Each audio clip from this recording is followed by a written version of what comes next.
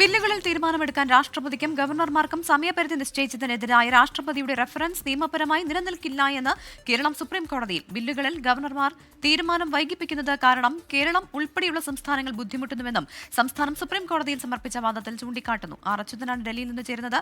അച്യുതൻ, എന്തൊക്കെ കാര്യങ്ങളാണ് കേരളം കോടതിയെ ബോധിപ്പിച്ചിരിക്കുന്നത്?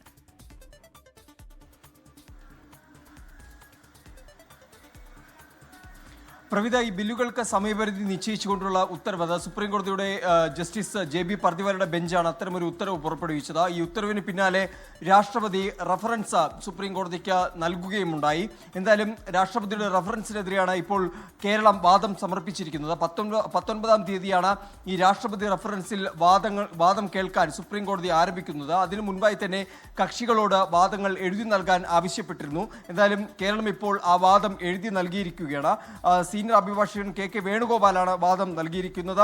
ബില്ലുകളിൽ ഗവർണർ തീരുമാനം വൈകിപ്പിക്കുന്നത് കാരണം കേരളം ഉൾപ്പെടെയുള്ള സംസ്ഥാനങ്ങൾ ബുദ്ധിമുട്ടുന്നുണ്ട് എന്നാണ് ഈ വാദത്തിൽ പ്രധാനമായും ചൂണ്ടിക്കാട്ടുന്നത്. റഫറൻസ് രാഷ്ട്രപതിക്ക് മടക്കണമെന്നും കേരളം ഈ വാദമായി ഇതിലൂടെ ഉന്നയിക്കുന്നുണ്ട്. എന്തായാലും നിയമപരമായി ഈ റഫറൻസ് നിലനിൽക്കില്ല എന്നതാണ് കേരളം പ്രധാനമായും ചൂണ്ടിക്കാട്ടുന്ന വാദം. നേരത്തെ കേന്ദ്രം ഇക്കാര്യത്തിൽ മറുപടി സുപ്രീം കോടതിയിൽ നൽകിയിരുന്നു. അതിൽ സുപ്രീം കോടതിക്ക് അത്തരമൊരു അധികാരമില്ല എന്നായിരുന്നു കേന്ദ്രം ആവശ്യപ്പെട്ടത്. എന്തായാലും 19-ാം തീയതിയാണ് വാദം തുടരുന്നത്. വിവരങ്ങൾ നൽകിയത്. ലോകത്തെവിടെയായാലും ഏത് സമയത്തും 24 വാർത്തകളും ഓഗ്മെന്റഡ് റിയാലിറ്റി പാക്കേജുകളും എക്സ്പ്ലെയിനറുകളും വിശദമായി കാണാൻ ഞങ്ങളുടെ യൂട്യൂബ് ചാനൽ നിങ്ങൾക്ക് സബ്സ്ക്രൈബ് ചെയ്യാം.